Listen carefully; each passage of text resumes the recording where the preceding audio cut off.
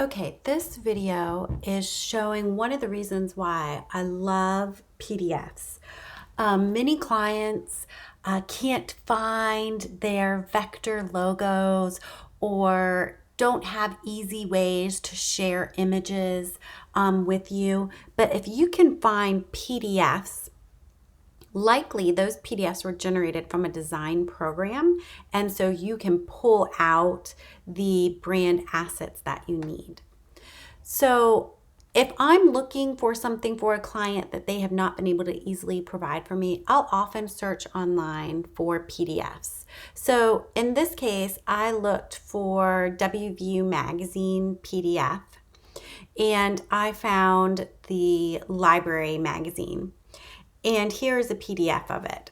So this is the tab. It is the 2021 PDF.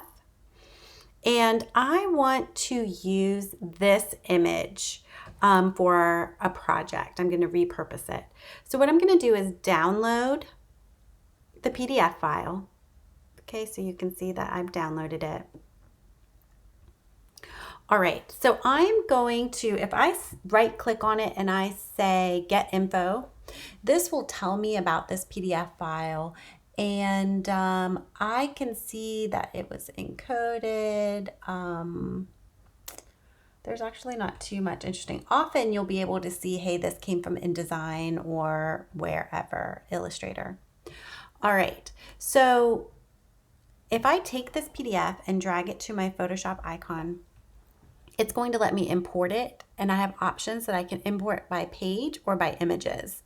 When I click images, I can see that page 4 has that image that I want. If I say okay, it has opened just that image for me. So you can see that the PDF itself, it has content, it has text, it has boxes built on top of the image, but Photoshop lets me pull out just that image. And I can also see that the image size, it's at 150 dpi, 8x10. So this is high res and I could use it for something. So this could be helpful in a project that we are working on, mocking up the homepage, and I have a layer mask set up where I could put pictures. I could now take this image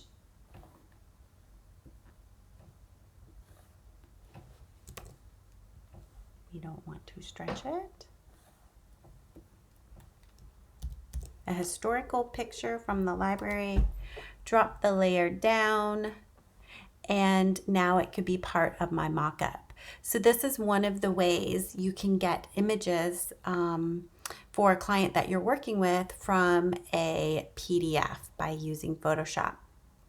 Another thing is if you're looking for a vector logo, you can open the PDF in Illustrator.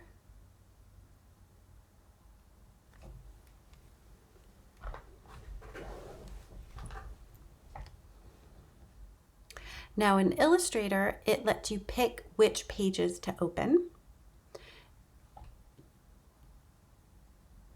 All right, so here it lets you cycle through. So I can see that this page, the cover, has the logo. We're going to try to get the logo. It can be deceptive. Up here, you actually need to choose the range here. So I know I want 2, so I'm going to type a 2 there and say OK. All right, this now opened that page of the magazine in Illustrator. And if I click in, you can see that this is grouped and I'm kind of going in on the breadcrumbs. Everything's moving together. I can say object, clipping mask, release.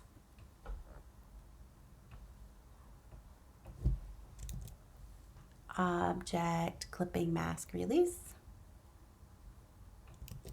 And now I can use my direct select, copy, file, new, paste. And you can see that this allowed me to grab the vector copy. So I can see that this is the logo vector, right? Meaning it's not a font that I can change. I could Vector means I can distort it, I can ruin it, right? Of course, you can't because it's an official brand guide, how you use it. But this is the way that you could grab out a vector treatment of a logo for a brand that you're working for from a PDF, because PDFs and print docs typically have high-res vector versions, and so you can grab that by opening the PDF in Illustrator. So those are a few tips of how you can extract assets that you might need from PDFs.